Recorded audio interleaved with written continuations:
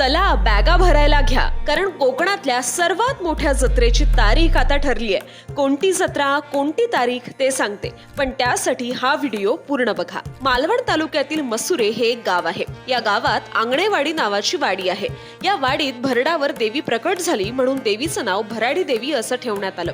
कोकणातील प्रति पंढरपूर म्हणून ओळखल्या जाणाऱ्या आणि लाखो भाविकांच्या नवसाला पावणाऱ्या आंगणेवाडीच्या भराडी देवीच्या जत्रेची तारीख आता निश्चित झाली आहे. नवीन वर्षात 9 फेब्रुवारीला ही जत्रा सुरू होणार आहे.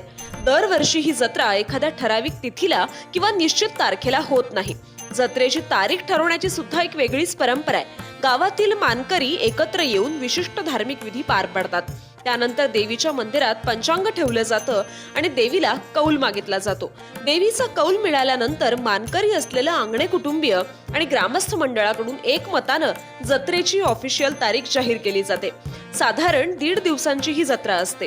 दरवर्षी सुमारे 5 ते 7 लाख भाविक भराडी देवीच्या दर्शनासाठी केवळ 1.5 दिवसांच्या जत्रेमध्ये सहभागी होतात आणि त्यासाठी भाविकांच्या सोयीसाठी जिल्ह्यांतर्गत तसंच मुंबई आणि पुणे येथून जास्त एसटी गाड्या आणि कोकण रेल्वे मार्गावर जादा रेल्वे गाड्या सोडल्या जाणार आहेत.